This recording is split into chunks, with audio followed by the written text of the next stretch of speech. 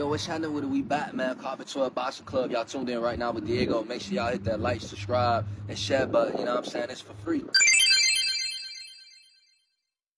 And man, I want to showcase my gratitude and appreciation for everybody, all the new subscribers. We hit 300, you know what I'm saying? 300 and running. We're going to keep gunning, you know what I'm saying, and taking it to the next level. You know, I mean, shout out to everybody who's been commenting, keeping it respectful. You know, we care to hit a dialogue. And, you know, this is what this channel and this platform is for here at Karbon12Boxing Klub, is to, you know, get the opinions of people who love the sweet science that we call boxing. I know I'm a week late, but I want to kind of let everything, you know, play itself out. Devin Haney versus Regis Prograis. In my opinion, Devin Haney did a great job. He looked excellent in the ring.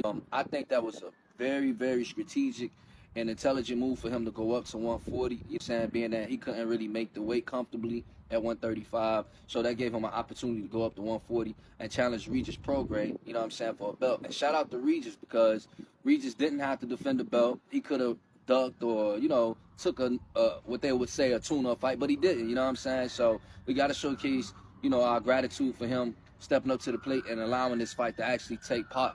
I just want to say Devin Haney looked, like I said, really good as far as making the weight. You know what I mean? He looked a lot bigger. You know, there's some speculation of him going up to 147. We'll talk about that later on.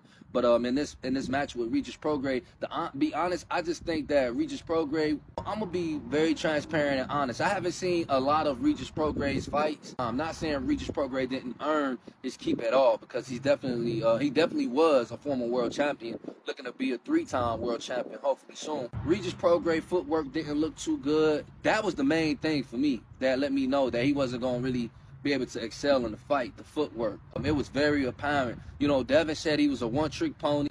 It might have showcased itself to be very well true as far as that statement that Devin made, because the footwork was just not there for Regis. I don't know exactly what Regis Prograis' strategy was, but it didn't translate itself into the ring. Like I said, he was very flat-footed, you know, didn't really get to see too much footwork.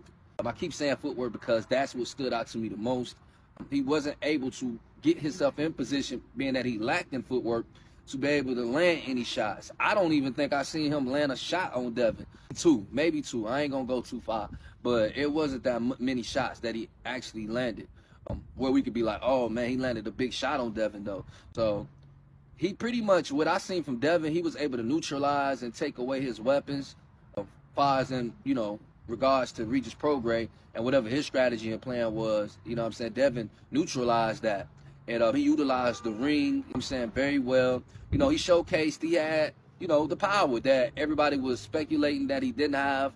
You know, I'm not going to say it's out of this world power. I looked at it more like a flash KO when he dropped Regis Prograis in the earlier rounds, you know what I'm saying? But, you know, flash KOs, whether you want to call it that, it's always the shots that you don't see in boxing that'll get the best of you. You know, you could prepare, you know, all of these weeks until the fight comes, and you get hit with the punch that you was thinking in training camp that this person was going to bring forth, and you don't see the other stuff, of course, that they've been working on in training camp.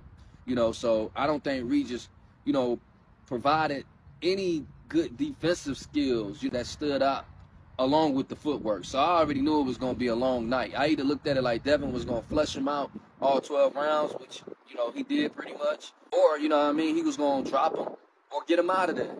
And he definitely got the 12 rounds, and he dropped him. Unfortunately, he didn't knock him out.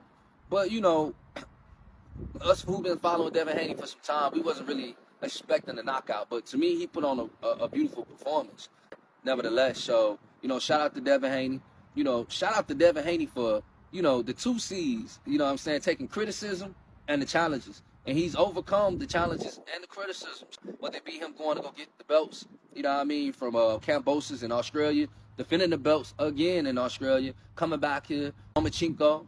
That's a, you know, debatable, you know, duel, you know, people got different opinions on. But nevertheless, he's been stepping up to the challenges, and he's been taking them face first. And that's what we need actually in the sport of boxing, man. All these excuses, all the social media, all the money talk, by all means, get your financial situation taken care of when it comes to boxing, because, you know, one wrong punch, you know what I'm saying, it could be the end. So last thing you want to be is, you know, broke at the end of the situation. But, you know, a lot of these fights don't get to happen because of the money, the social media, or just fighters. I like to say fighters ain't scared of each other, but you just never know. You know, the politics of the game. So it's been like that for some time. It's nothing new. So, but it's just kind of like more extreme in these times. But the last couple years, we have been able to get to see some good fights, performances happen. So, you know what I mean? I ain't going to complain too much. You know what I mean? Just keep them coming. And shout out to, like I said, Devin Haney for stepping up to the plate and taking criticism and challenges and excelling. And I hope, you know, that I'm able to continue to see him do his thing, you know, whether it be at 140. And like I said, there's some speculation he may be going up to 147. And once again, shout out to Regis Prograis. He took his L, and he gave credit where it was due. He had no other choice but to take it.